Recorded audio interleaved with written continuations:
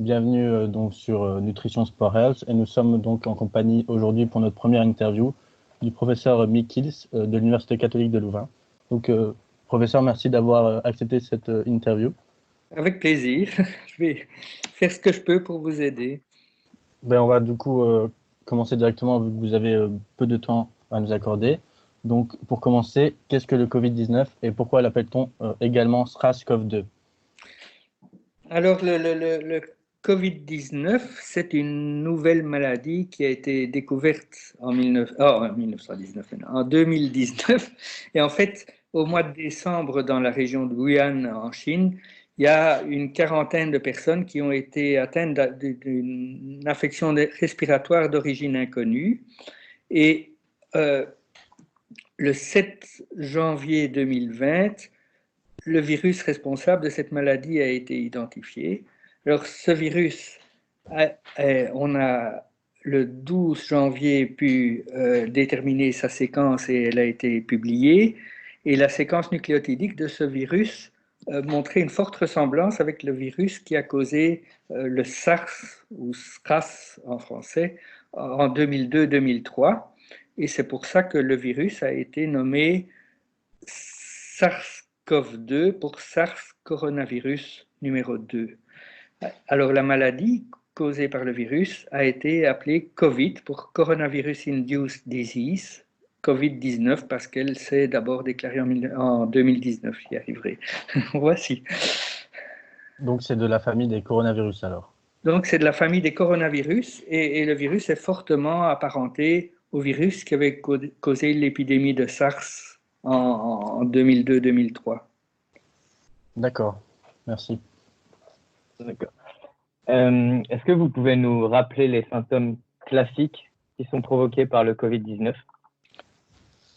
Oui, alors, je ne suis pas médecin, mais ce que j'ai lu et ce que j'ai entendu de la part de plusieurs personnes, c'est que les symptômes classiques sont la fièvre, la toux, une toux sèche, et quand c'est plus grave, des difficultés respiratoires qui sont assez aiguës et fort marquées. Donc, un essoufflement très rapide, des gens qui tombent malades me disent qu'ils n'arrivent plus, enfin, ils montent une volée d'escalier et puis ils ont le souffle court. Donc ça semble être un symptôme très, très, très marqué.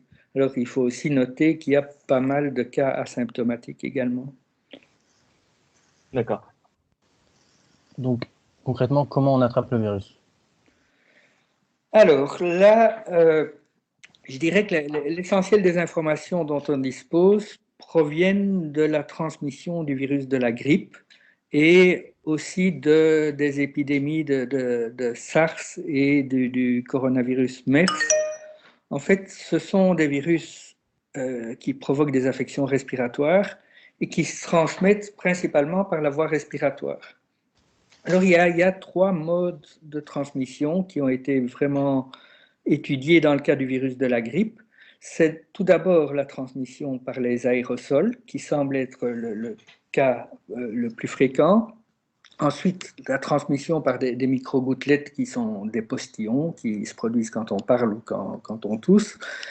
Et enfin, la troisième voie est la voie par contact, où les mains sont contaminées, contaminent un objet, une poignée de porte, etc. L'autre personne touche cette poignée de porte rapidement après la première, se frotte les yeux, le nez, la bouche, et peut se contaminer de cette façon-là.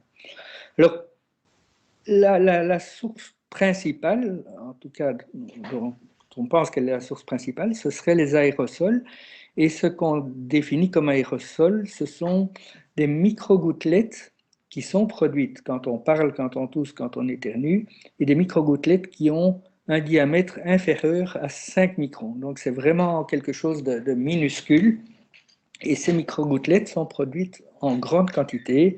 Alors j'ai vu des chiffres très très variables qui vont de 40 000 à 100 000 si on éternue, plutôt de l'ordre de 1000 à 10 000 quand on tousse, mais qui sont aussi très fréquentes quand on parle normalement.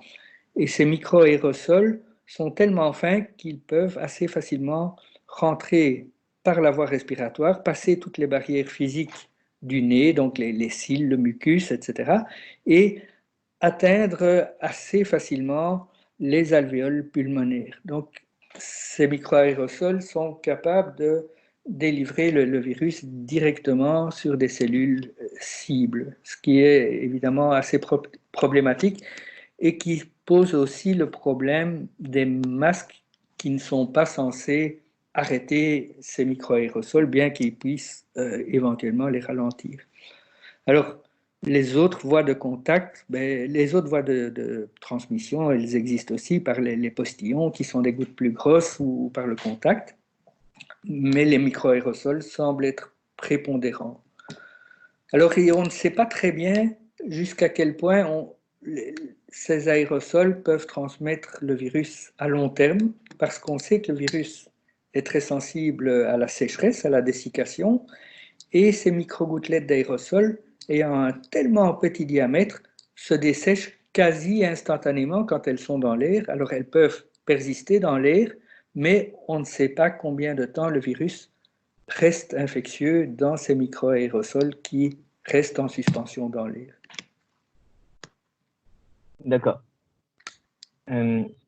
Et pourquoi on compare souvent ce virus au virus de la grippe Oui, alors, donc justement, je vous expliquais que la plupart des choses qu'on connaît sur la transmission de ce genre de virus proviennent d'études qui ont été faites au cours du temps sur le virus de la grippe. Et les points communs qui existent entre le virus de la grippe et le coronavirus, ce sont essentiellement deux choses. D'une part, ce sont des virus respiratoires dont on sait qu'ils se propagent principalement par la voie respiratoire. Et deuxièmement, ce sont tous les deux des virus enveloppés. Alors, ces virus ont des génomes complètement différents, se répliquent de façon différente. On ne peut pas les comparer dans le détail, mais le fait que ce soit tous les deux des virus enveloppés leur donne certaines propriétés communes, et notamment quelque chose d'important en termes de santé publique, c'est le fait que l'enveloppe des virus est un feuillet de phospholipides, un double feuillet de phospholipides comme les membranes cellulaires, et que cette enveloppe virale est très sensible aux détergents. C'est pour ça qu'on explique qu'il faut se laver les mains avec du savon. Ça marche très très bien pour inactiver les coronavirus et le virus de la grippe. Cette enveloppe est également très sensible à la dessiccation, elle est très sensible à l'alcool qui à la fois dissout l'enveloppe et déshydrate le virus. Donc, ces points communs font que ces virus ont... Donc, on compare ces virus sur ces points communs, mais ça fait aussi en sorte qu'ils sont sensibles aux méthodes qu'on préconise pour l'hygiène des mains notamment. Mais du coup, j'ai lu récemment qu'il y avait maintenant un autre symptôme comme la perte d'odorat ou de goût qui était aussi... Oui. Alors, je pense qu'à l'heure actuelle, on n'a pas d'explication sur ces nouveaux symptômes qui sont apparus. Alors, je n'ai pas dit que le virus que le coronavirus était similaire du point de vue médical au virus de la grippe. Il se lie à un récepteur complètement différent. Et dans le cas du virus de la grippe, on sait que la glycoprotéine d'enveloppe reconnaît l'acide sialique qui est présent sur certaines cellules des voies respiratoires. Dans le cas du coronavirus du Covid-19, on a identifié un récepteur principal qui serait l'angiotensin converting enzyme 2, ACE2, et il y a un autre récepteur qui a été identifié plus récemment. Alors, ce n'est pas encore très très clair, c'est un article qui n'est pas encore passé en reviewing approfondi et les données ne sont pas extrêmement convaincantes, mais il est possible que ce virus utilise plusieurs récepteurs et clairement, ce ne sont pas les mêmes récepteurs que ceux du virus de la grippe. Donc, on peut avoir un tropisme du virus qui est différent et on peut aussi avoir un tropisme du virus qui évolue en fonction des mutations qui pourraient survenir dans ces glycoprotéines de spike et qui ferait que le tropisme du virus évolue légèrement avec le temps et que les maladies qu'il cause pourraient évoluer également. pour l'audience un peu moins médicale, pouvez-vous du coup définir ce que c'est un tropisme, le tropisme du virus? Donc, le tropisme d'un virus, c'est sa faculté d'infecter un certain type de cellules ou un certain type de tissu.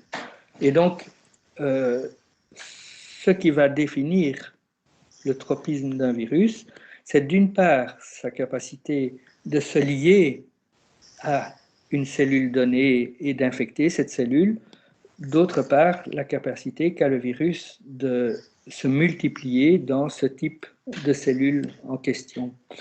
Et alors, il y a un troisième composante qui peut affecter le tropisme du virus, c'est la réponse immunitaire ou la réponse innée des tissus et des cellules qui peut faire qu'un certain type de cellules résiste mieux à l'infection par le virus qu'un autre.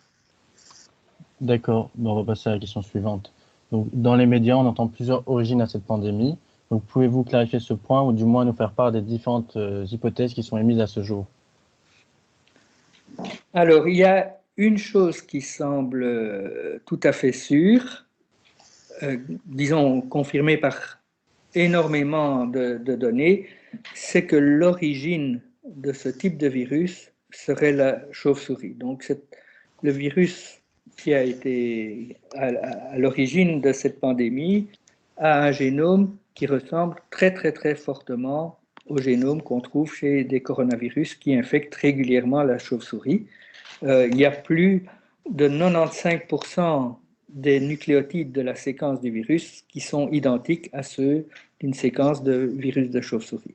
Donc, je pense que c'est assez clair que l'origine du virus est chez la chauve-souris, comme c'était d'ailleurs le cas pour le virus du SARS.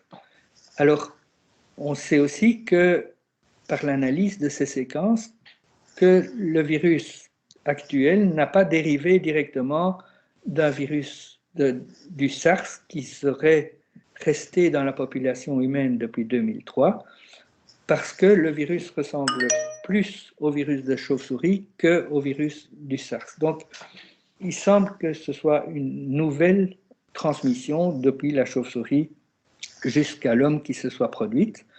Maintenant, on fait intervenir des intermédiaires dans la transmission. Alors pour le SARS, il y avait la civette, dont on pense qu'elle était l'intermédiaire de transmission entre la chauve-souris et l'homme.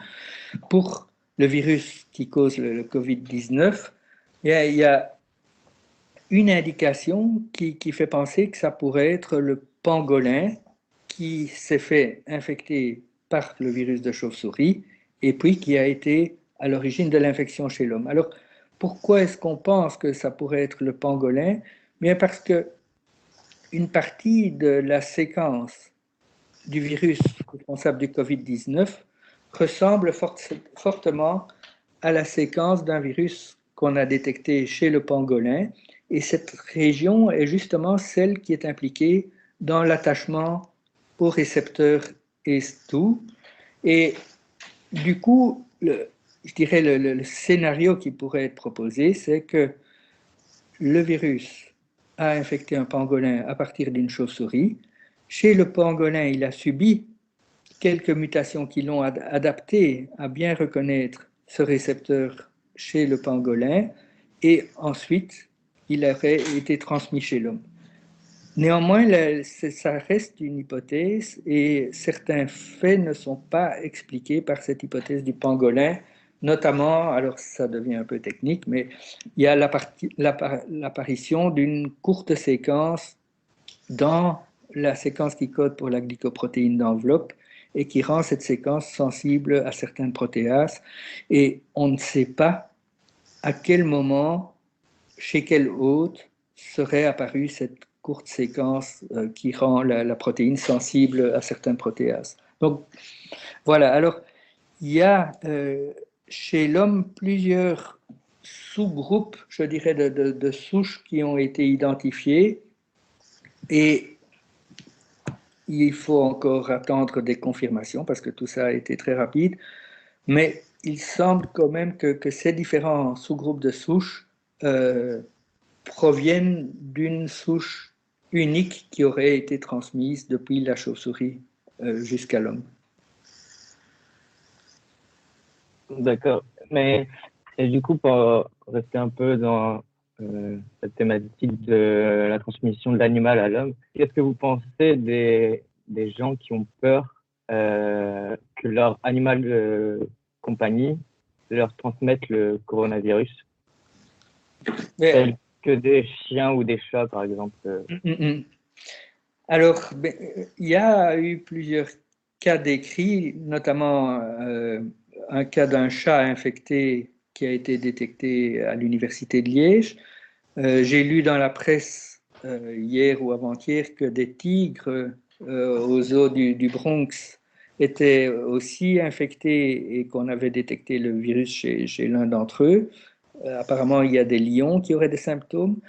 Et dans un des articles qui décrit la séquence d'attachement du virus au récepteur ACE2, il est mentionné que justement, sur le récepteur, à l'endroit où se fixe le virus, est fortement conservé chez les chats. Donc, quelque part, ça explique assez raisonnablement que les félins puissent se faire infecter par ce virus. Alors, pour le moment, il n'y a pas de données qui montrent qu'un homme pourrait se faire infecter à partir d'un félin contaminé, mais a priori, il n'y a pas de raison pour que ça ne se produise pas. Donc, je pense qu'il faut rester prudent de ce point de vue-là. D'accord. Donc, pour passer à la question suivante, quelles sont les hypothèses qui expliquent que le virus, qui à la base semble tuer les personnes âgées, tue maintenant des personnes beaucoup plus jeunes? Alors, la réponse courte, c'est on ne sait pas, en tout cas à ma connaissance. Une réponse peut-être un peu plus élaborée, c'est de dire que d'abord, il y a une question qui se pose, c'est pourquoi les personnes âgées sont plus sensibles à la maladie que les personnes plus jeunes. Alors là, il y a plusieurs hypothèses basées justement sur les épidémies de SARS et de MERS, et pour lesquelles ce sont également les personnes âgées qui payent le plus lourd tribut à la maladie. Donc, pour ces autres coronavirus, c'est un petit peu pareil.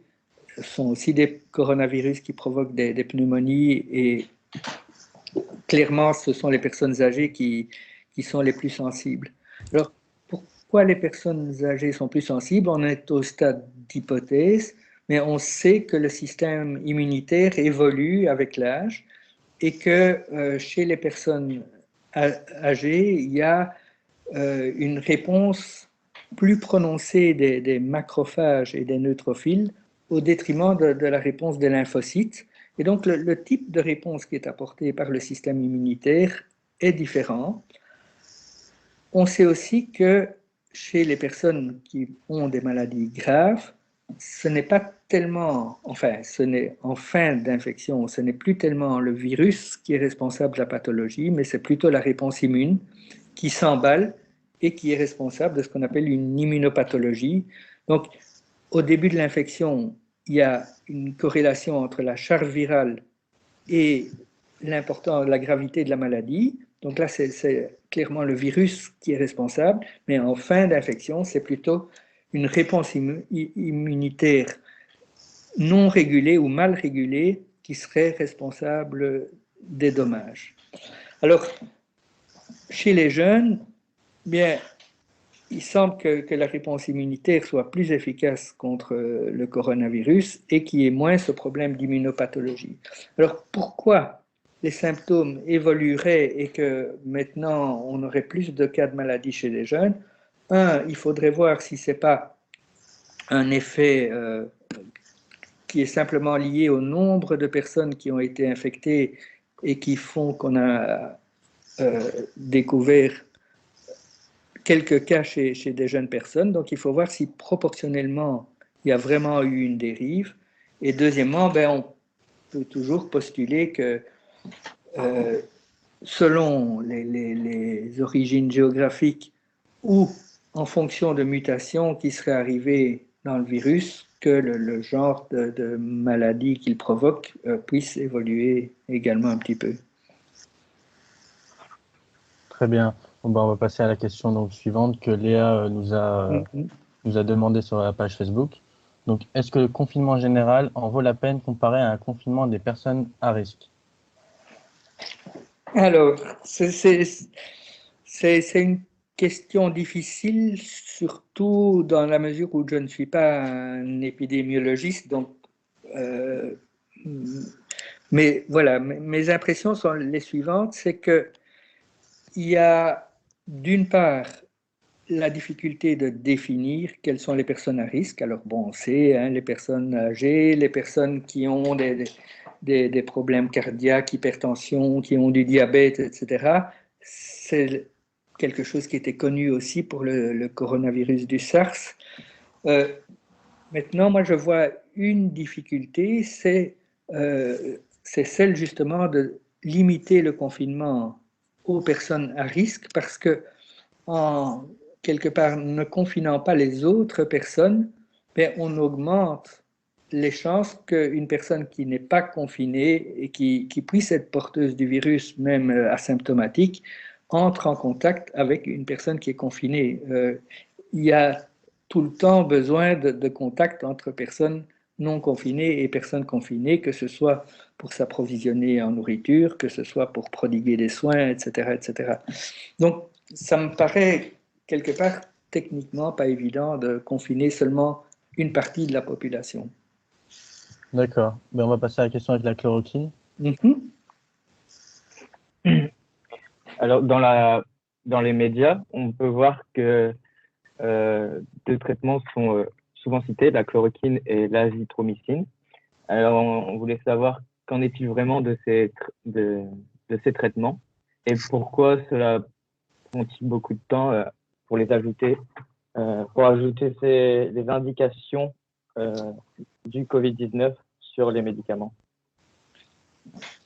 Donc, la difficulté, c'est de prouver leur efficacité. Alors, bon, on peut commencer par l'azithromycine. Alors, l'azithromycine, c'est un médicament qui n'est pas du tout dirigé contre le coronavirus. C'est un antibiotique qui agit avec un spectre relativement large contre les bactéries qui sont les plus souvent responsables d'affections pulmonaires. Donc, si on donne des antibiotiques comme l'azithromycine, ce n'est pas pour diminuer la réplication du virus, mais c'est pour éventuellement empêcher des surinfections par des bactéries qui pourraient aggraver l'affection pulmonaire. Donc ça, c'est quelque chose, je dirais, dont on sait que ça marche, mais ça ne marche pas contre le coronavirus lui-même.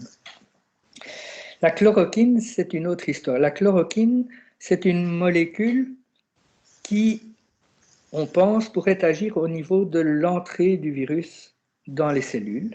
Alors la chloroquine a montré une certaine activité contre d'autres virus, notamment contre le virus Ebola. Et elle a été étudiée aussi dans le cas du virus du SARS, mais pas complètement parce que l'épidémie s'est arrêtée avant même qu'on puisse faire des tests complètement concluants. Alors la chloroquine, on pense qu'elle agit de la manière suivante. Elle pourrait inhiber, enfin, augmenter ou neutraliser le pH dans les endosomes. Alors les endosomes sont des petites vésicules qui sont produites à la surface des cellules lorsqu'elles attrapent des substances extérieures ou quand elles, par exemple, se font infecter par un virus.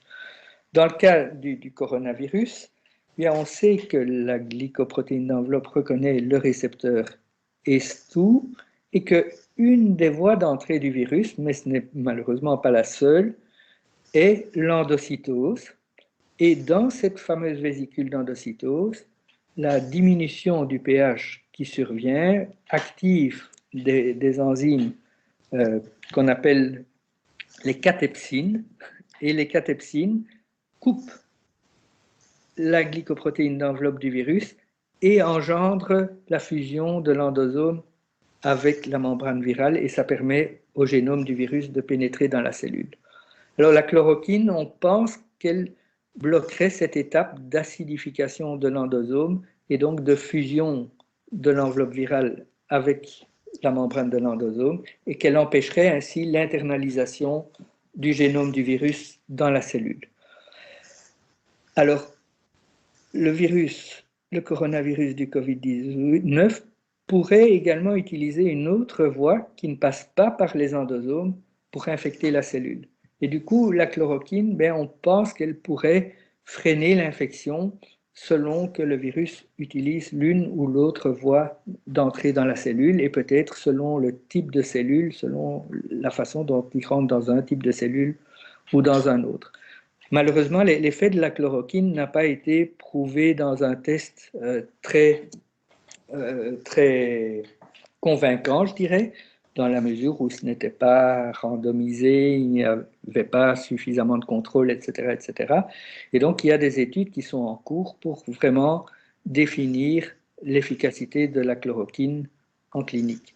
Alors, selon les médecins que j'ai entendus, la chloroquine n'est pas sans risque et donc ils hésitent à utiliser de la chloroquine tout venant parce que l'administrer à quelqu'un qui va voyager en Afrique, c'est très bien, mais l'administrer à quelqu'un qui est déjà mal en point et parce qu'il est à l'hôpital, ça peut avoir des effets secondaires beaucoup plus graves chez ces personnes-là.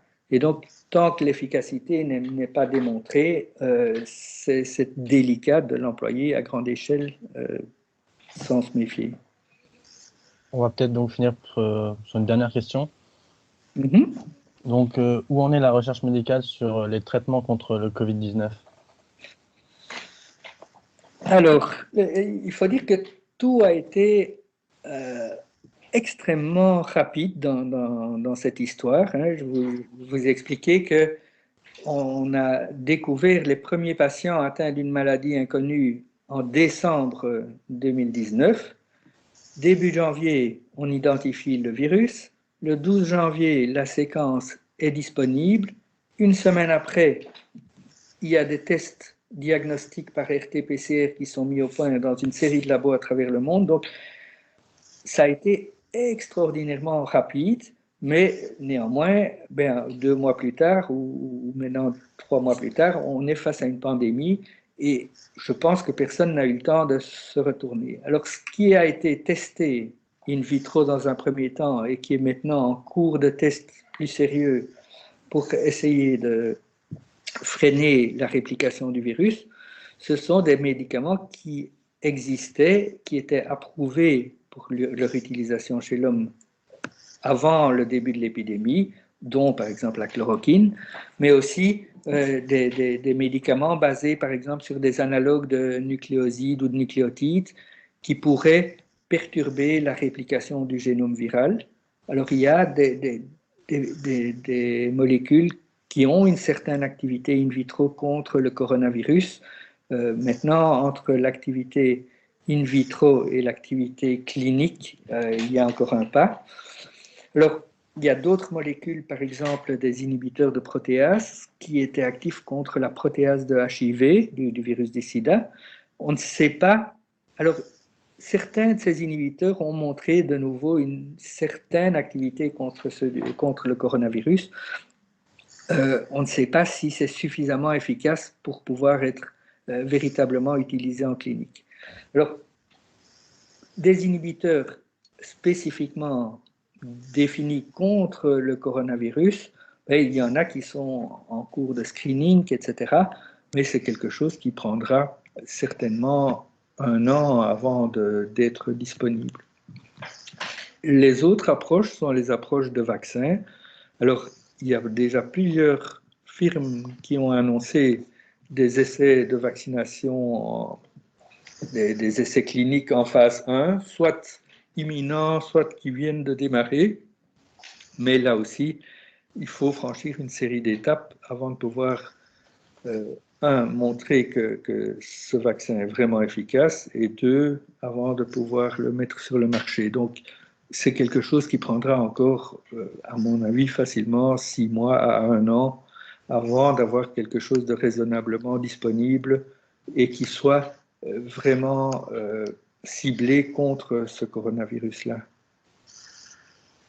D'accord, merci. Ben, je pense que on peut clôturer là. Donc, on voulait vous remercier de nous avoir accordé un peu de votre temps. Oui, avec plaisir. J'espère que ça vous aidera. Ben, c'était très bien. Merci. On vous souhaite une bonne après-midi en tout cas. Oui, Merci. au revoir.